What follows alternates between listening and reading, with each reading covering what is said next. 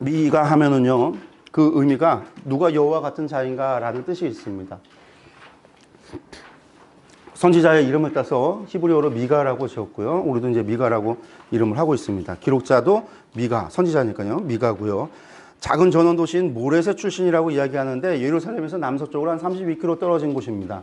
32쪽 남서쪽이니까요. 블레셋 지역으로 조금 내려가는 거죠. 셰펠라 지역으로 좀 내려가는 겁니다. 그러니까 더 내려가면 예루살렘에서 내려가면 내려갈수록 이스라엘은요. 어떤 지형이냐면 점점점 광야예요. 광야.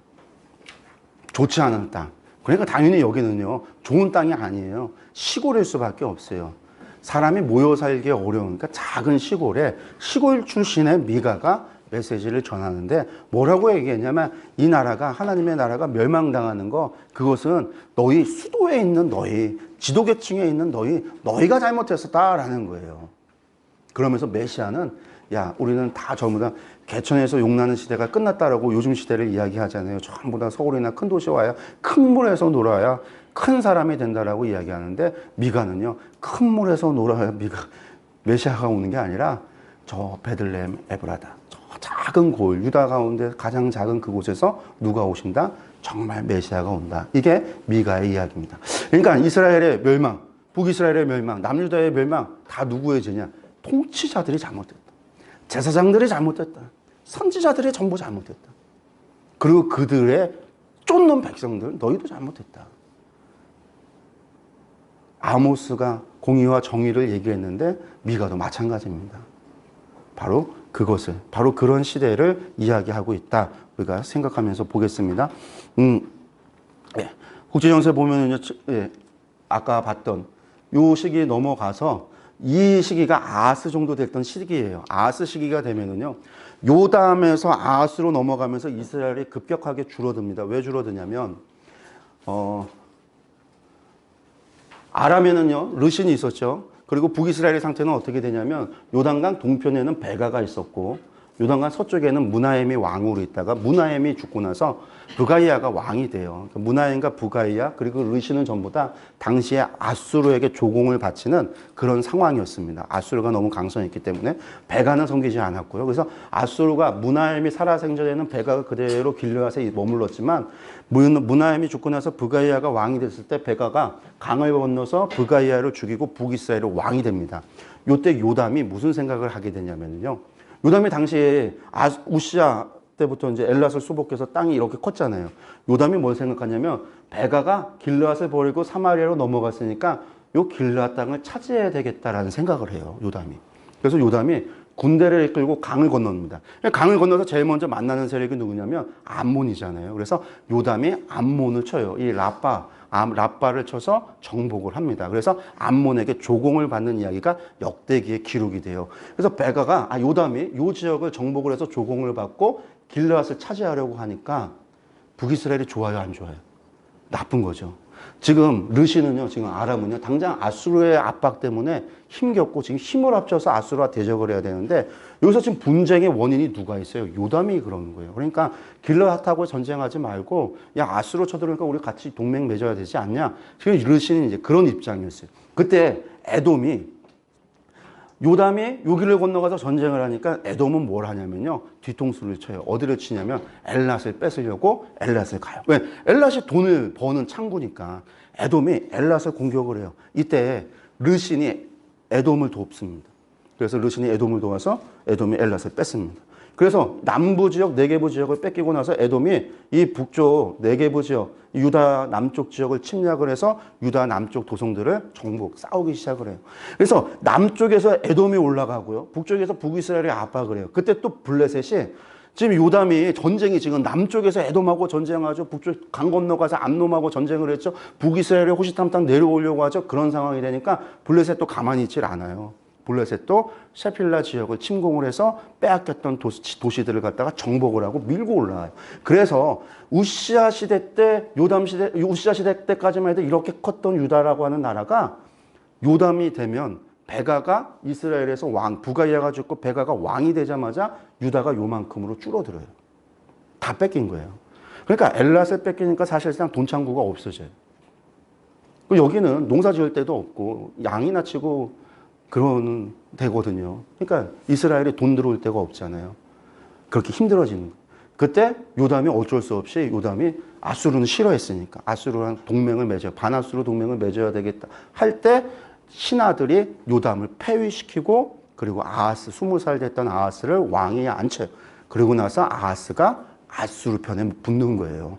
그래서 아하스 시대가 되면 이렇게 찍어. 결국은 북이스라엘 아하스가 그렇게 되니까 르신하고 베가가 힘을 합쳐갖고 유다를 침공을 하죠. 그래서 예루살렘을 정복을 해요. 그래서 아하스를 폐위시키고 다브엘의 아들을 왕으로 세우려고 했는데 그러지는 못하고 유대의 많은 사람들을 포로로 잡아가요. 잡아갔다가 선지자의 이야기를 듣고 이 베가가 다시 유다 포로들을 돌려주는 이야기가 역대기에 기록이 되어져 있어요.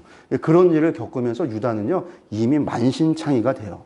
그러고 나서 아수르를 섬기게 되는데 아수르가 내려와서 아람을 정복하고 베가가 죽어요. 장관이었던 그의 군대 장관이었던 호세아가 베가를 죽이고 왕이 찬탈을 한 다음에 아수르 왕에게 황복을 하니까 북이스라엘은 살아남고 아람은 멸망을 한 거예요. 르신은 망한 거예요. 그리고 다메섹에 있는 왕에게 아하스 왕이 찾아가서 섬기기로 조약을 맺고 그때부터 수많은 조공을 바치기 시작을 해요. 앞서 얘기했죠. 조공을 바치지만 왕이나 귀족들은요 자기 주머니 털지 않아요. 누구 주머니 털어요? 백성들의 주머니 터는 거예요. 그렇게 되니까 지금 안 그래도 나라가 만신창이가 여러 번의 전쟁 때문에 다 뺏겼어요.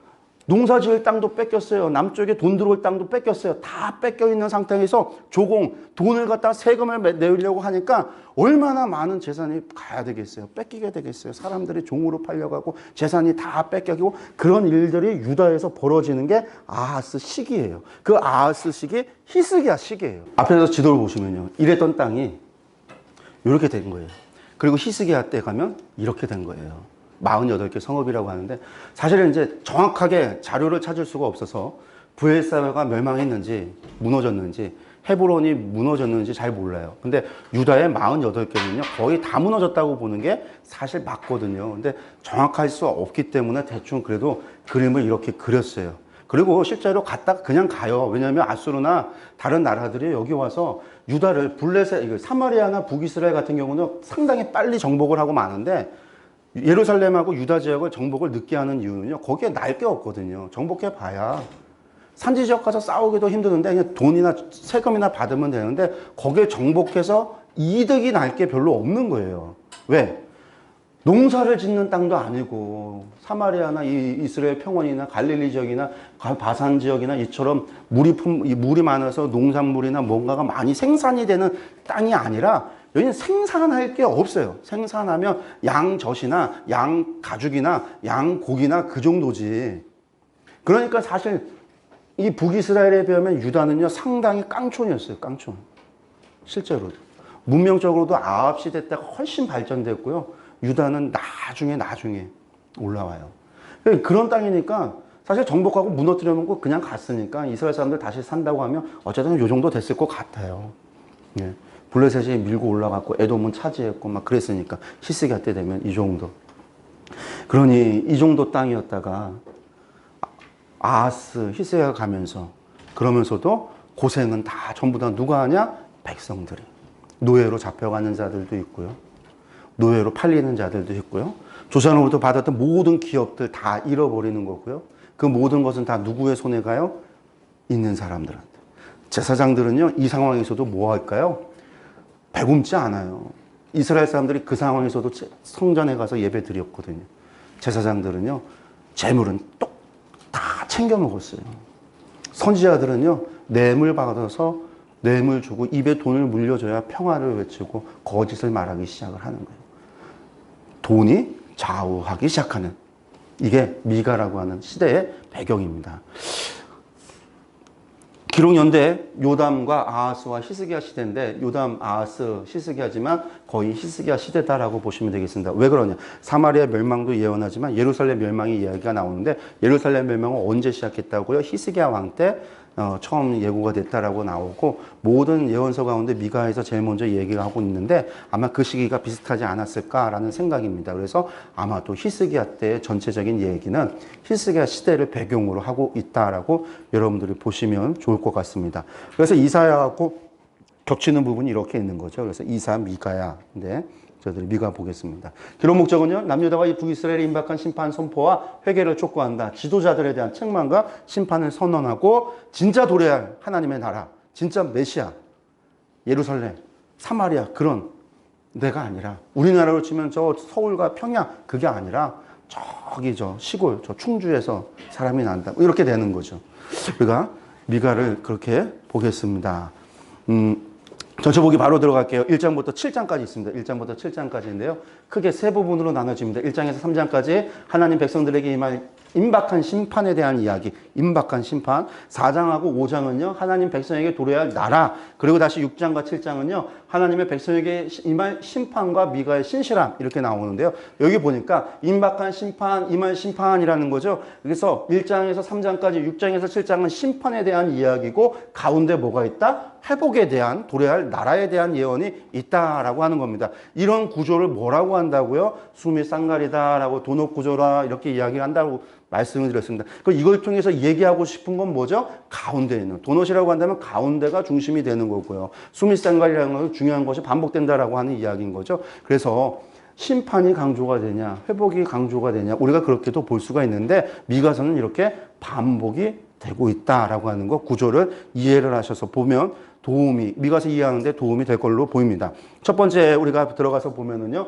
임박한 심판인데 어디에 임박하냐? 사마리아와 예루살렘을 향한 심판이 1장의 이야기입니다. 보겠습니다. 말씀 보면은요, 하나님께서 뭐라고 말씀하시냐면요, 여호와께서 그의 처소에서 나오셔 강림하사 땅의 높은 것을 밟으실 것이다. 땅의 높은 것을 밟는데요. 땅의 높은 것을. 땅의 높은 것을 밟는다는 것은 어디를 밟는다는 이야기일까요? 산 꼭대기를 밟는다라는 이야기예요.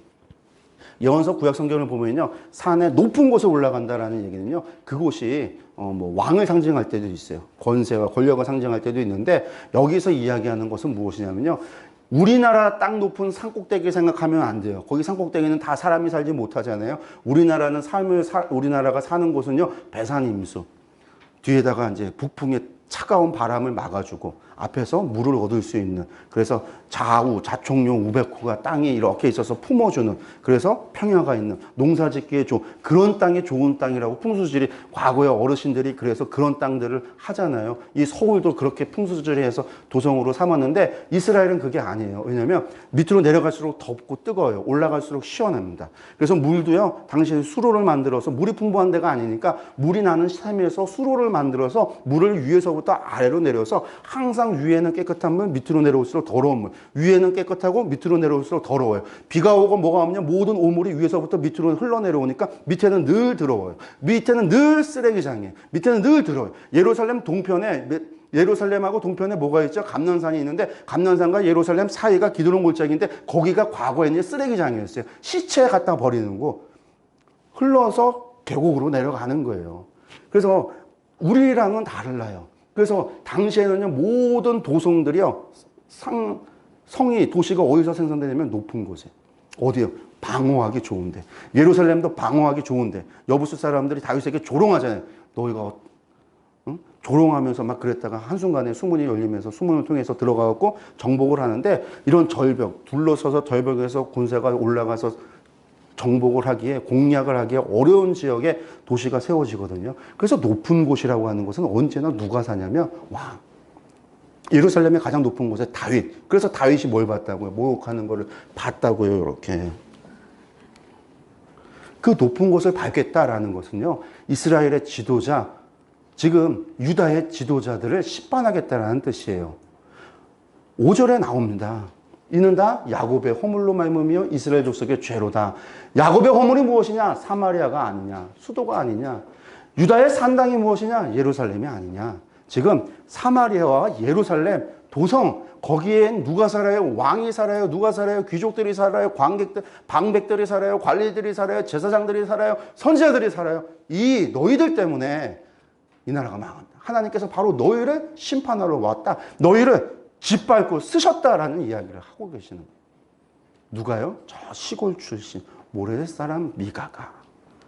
두 번째, 이 2장에서 이야기합니다. 심판의 이유. 그럼 그들을 왜 심판하는가 이야기하시는데요. 무엇을 이야기하느냐? 2장 1절에서 5절. 사악한 부자들, 권력자들의 탐심으로 인한 심판. 어떤 상황이에요? 지금 조공바치느라 힘드는 상황. 온갖 수탈이 벌어지고 있는 바로 그때, 바로 그들에 대한 탐심. 그러면서도 이 사람들 뭐 할까요? 금식하고 있는 거죠, 이 사람들이요. 금식하고 있다고요. 그들이 침상에서 죄를 꾀하며 악을 꾸미고 날이 밝으며 그 손에 힘이 있으므로 그것을 행하는 자 화 있을진저. 아모스서에서 비슷한 거 봤죠.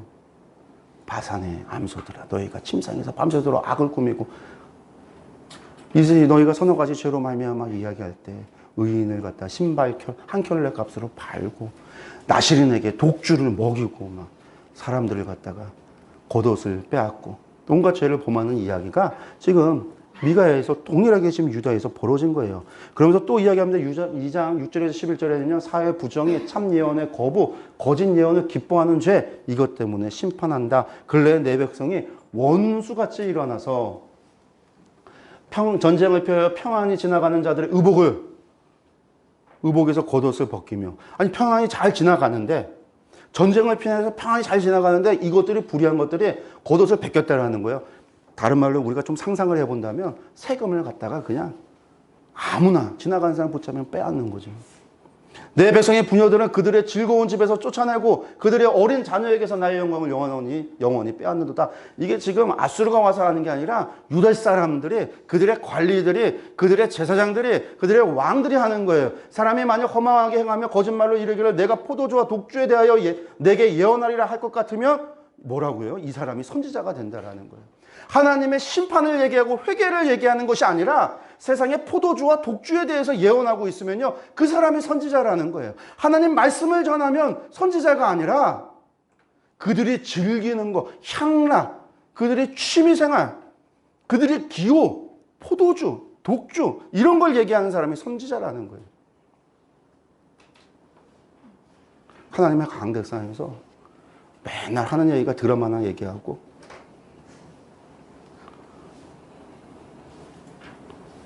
그거하고 뭔 차이가 있을까요?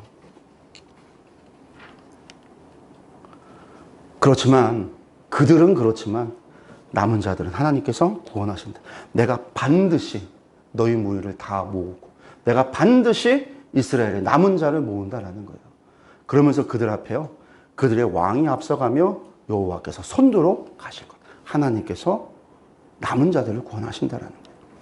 세 번째 3장에서 다시 한번 이야기합니다. 여기 보시면요, 사마리아와 예루살렘 좀 광범위하게 이야기했다면 그 이유에 대해서 얘기했는데 이번에 조금 더 구체적으로 가요. 3장에서 지도자들을 향해서 심판합니다. 먼저 지도자들을 구분합니다. 통치자들, 거짓 선지자들, 그리고 다시 한번 지도자들의 타락.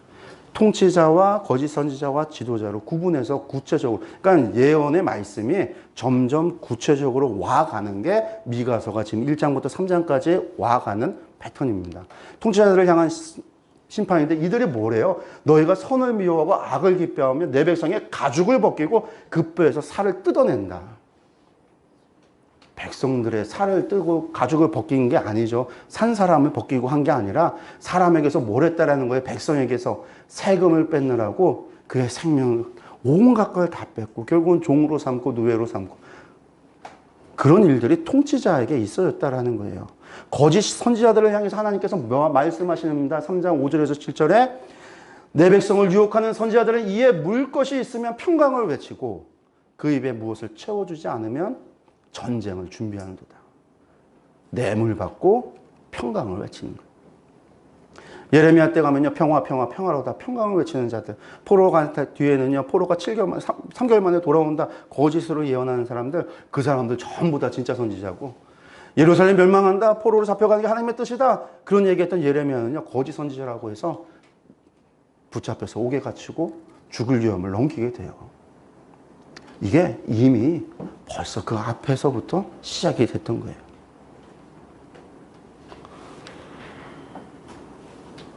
그러니까 너희가 밤을 만나리니 이상을 보지 못할 것이고, 이상을 보지 못한다는 얘기 우리가 앞서 봤죠.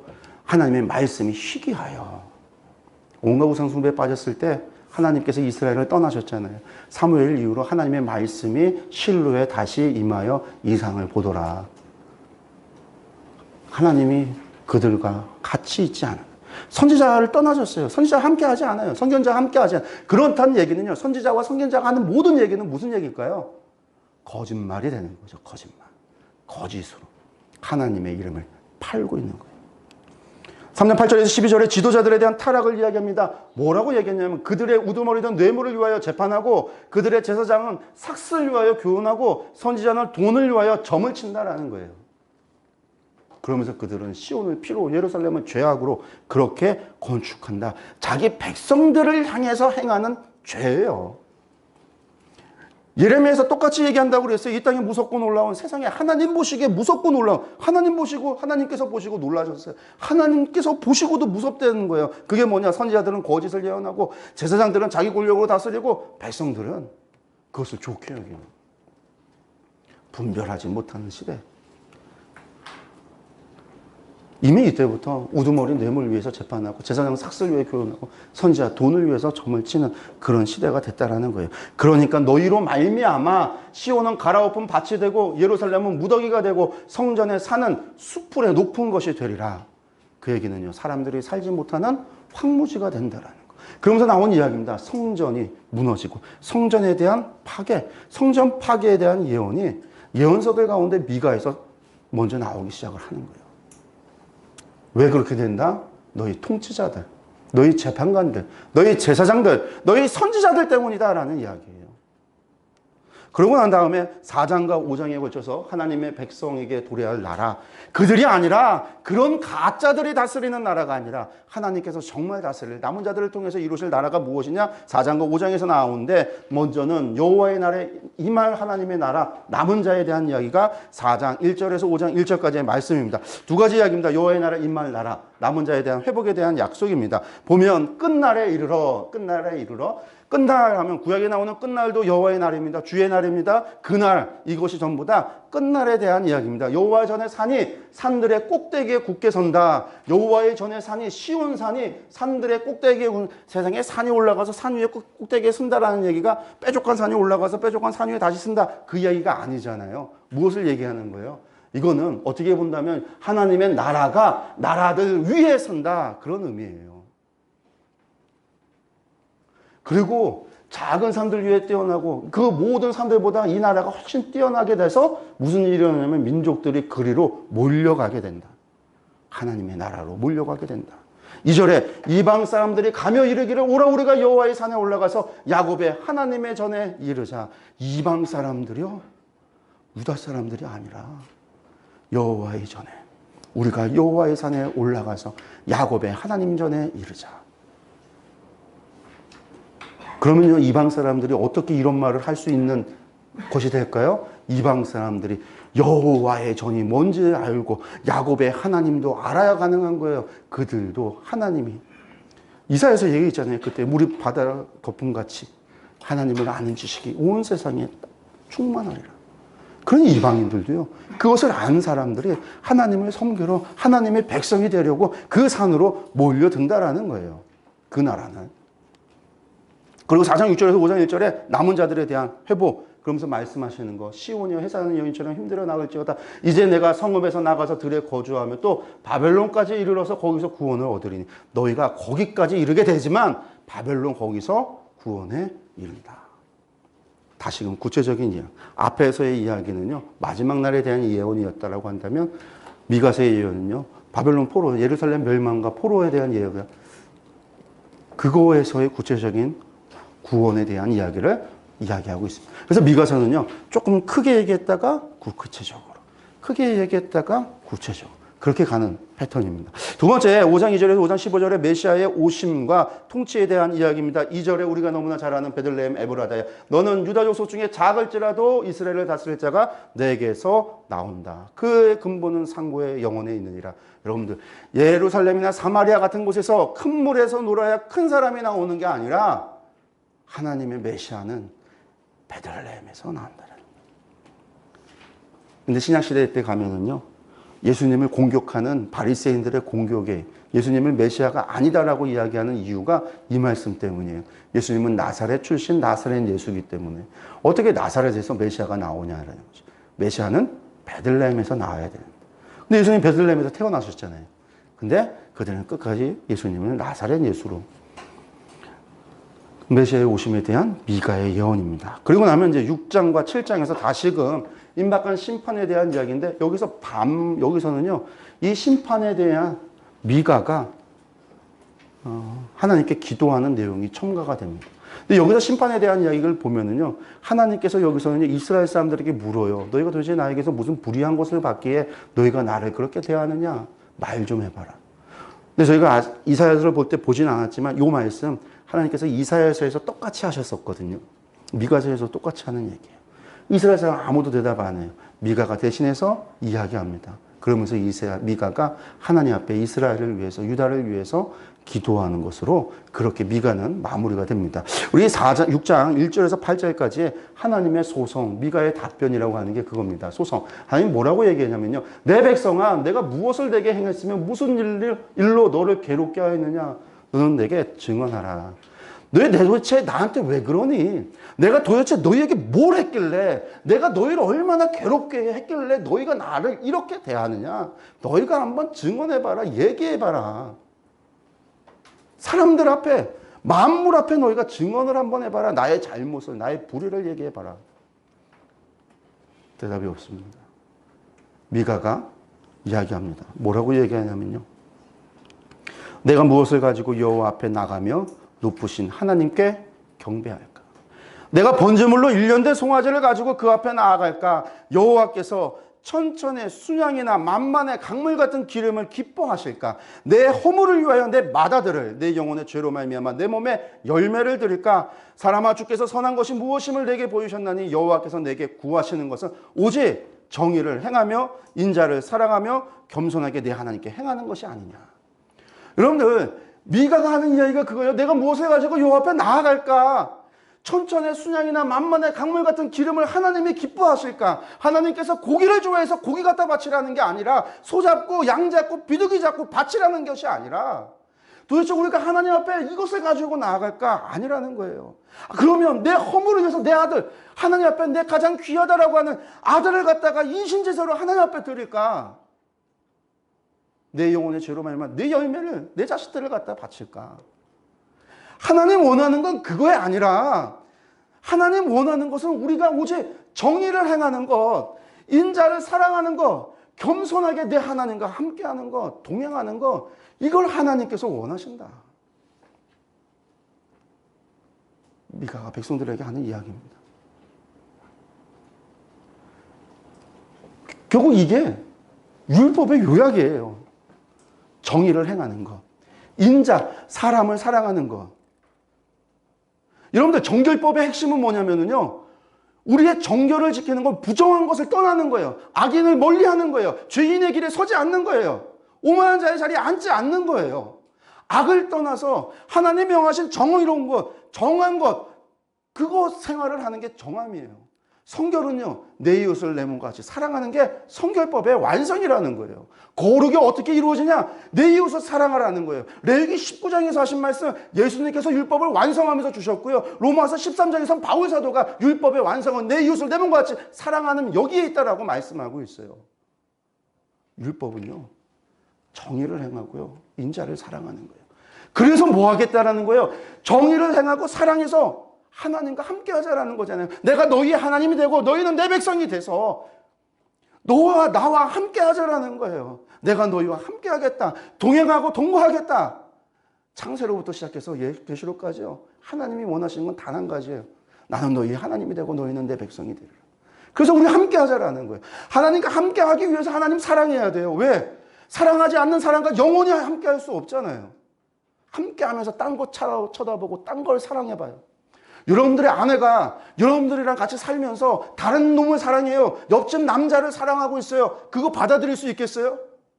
그런 여자를 바라보는 남편은요, 지옥을 사는 거예요. 그래서 요한일서에서는요, 영생이 무엇이냐? 하나님과 더불어 사는 거, 예수 그리스도와 더불어 사는 게 생명이라고 이야기하고 있어요. 길게 사는 생명이 아니라, 생명이란 하나님과 더불어 있는 것이, 더불어 사는 것이 생명이라는 거예요. 하나님은 우리와 이 땅에서의 몇 날 며칠 몇 년을 사는 게 아니라 영원히 함께 하고 싶은 거예요. 영원히 함께 가자라는 거예요. 영원히 함께 살자라는 거예요. 그 영원을 살려면요, 하나님을 사랑해야 된다라는 거예요. 하나님 원하시는 거냐? 우리가 겸손하게 하나님과 함께 하는 것. 하나님 우리에게 많은 거 원하지 않는다. 정의를 행하고 인자를 사랑하고 하나님과 함께 하는 것. 우리가 도대체 무엇 가지고 하나님을 나아갈래? 양으로, 소로, 기름으로, 피로? 아니라는 거예요.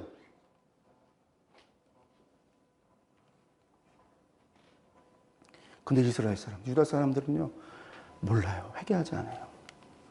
결국은 피할 수 없는 심판이, 하나님의 심판이 와요.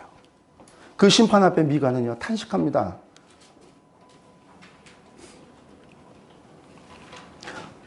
미가의 탄식이 7장 2절에서 4절에 나옵니다. 결국은 그들로 말미암아 죄가 두 손으로 악을 부지런히 행하고 또 행한다. 이게 그들의 지도자요, 그들의 재판관이요, 그들의 권력자라는 거예요. 변하지 않는 이스라엘. 그들에게 있어서 가장 선한 자라 할지라도요, 가시 같고 가장 정직한 자라 할지라도 찔레 울타리보다 더하다. 그들이 지금 유다를 다스리는 예루살렘의 지도자들이라는 겁니다. 바뀌지 않는, 회개하지 않는, 돌이키지 않는. 그러고 나서 미가가 마지막에 이스라엘의 회복을 위해서 하나님께 기도합니다. 그 마지막에 기도의 이야기가 그거예요. 자기의 이름의 의미와 같이 주와 같은 신이 어디 있으리까?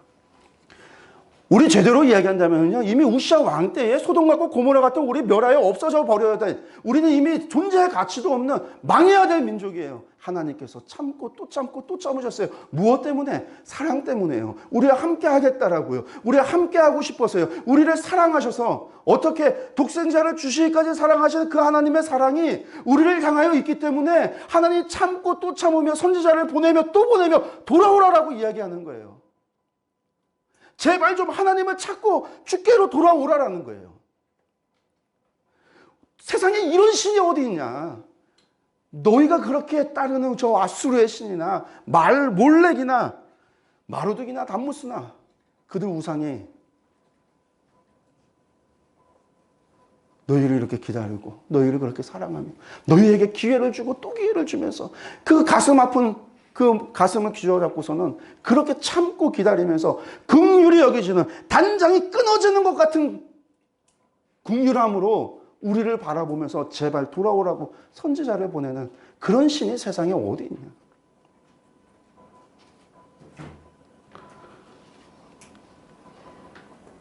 이게 미가의 이야기예요. 근데 이스라엘은요, 결국은 여호와를 아는 지식이 없어 망해요. 이와 같은 신이 어디 있으리요? 모른다라는 거예요. 호세아의 이야기처럼 누가 지식이 있고 지혜가 있어서 이것을 아뇨? 하나님의 이 모습을 알고 하나님의 이 마음을 알고 하나님의 이 사랑을 알까? 아무도 모른다라는 거예요. 아니요, 모르는 게 아니라 알려고 하지 않는 거예요. 알려고 하지 않는 거예요. 그냥 이대로 그냥 이대로 살면 되는데.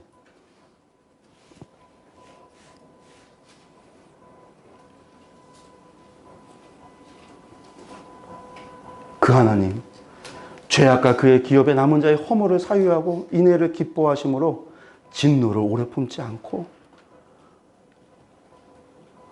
우리를 불쌍히 여겨서 우리의 죄악을 발로 밟으시고 우리의 모든 죄를 깊은 바다에 던지신다. 뿐만 아니라 주께서 옛적에 우리 조상에게 맹세하신 대로 야곱에게 성실을 베푸시며 아브라함에게 인애를 더하시리이다. 그 말씀 그대로 하나님께서 우리를 사랑하신다. 이게 미가의 이야기입니다. 그래서 미가서 전체의 이야기를 정리를 하면요, 주와 같은 신이 어디 있으리까? 세상에 이런 신이 어디 있다고 너희가 이러냐? 제발 좀 돌아와라. 회개하라. 주와 같은 신이 어디 있으리까? 하나님의 인자와 긍휼이 무궁하시기 때문에 범죄한 이스라엘을 사랑하시고 그들을 구원하시는 하나님의 사랑. 이게 미가의 외침이고 호세아의 맺힘입니다. 누가 지혜가 있어 이런 일 깨닫고 누가 총명이 있어 이런 일을 알겠느냐? 호세아의 외침입니다. 동일한 시대를 살았던 그들의 동일한 메시지예요. 누가 있어 이러한 여호와 하나님을 알겠습니까? 결국 하나님 아는 지식이 없어 북이스라엘이 먼저 멸망하고 유다도 그 멸망의 길을 걸어가게 됩니다. 나중에 예루살렘 무너지고요. 그 폐허가 된 그 폐허 속에 예레미야가 올라가서 그 폐허된 예루살렘에 섰을 때 그가 그 끔찍한 현장을 보면서 애통하며 슬퍼 울며 지은 것이 예레미야 애가예요. 근데 그 죽음의 현장에서 그 폐허 속에서 예레미야가 깨닫는 것이 있습니다. 그게 뭐냐면요. 하나님의 인자와 긍휼이 그 사랑을 무궁하다라는 걸 깨달아요.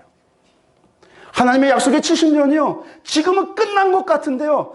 그 세상이 무너지고 세상이 끝난 것 같은 그 폐허 속에서요. 하루하루가 지나가는 그 모습을 보면서요. 어김없이 새해가 뜨면서 새날이 오면서요. 날짜가 지나가는 걸 보면서요. 하나님의 약속이 성취되어서 감을 깨닫는 거예요. 그래서 여호와의 인자와 긍휼이 무궁하심으로 우리가 진멸되지 않은 것은 이것들이 아침마다 새로우니 주의 성실이 크도다라고 고백할 수 있었던 겁니다. 우리의 인애와 성실이 크신 하나님, 자비와 긍휼이 크신 하나님, 누가 있어 이러한 하나님, 이와 같은 신이 있습니다. 이게 미가의 외침입니다.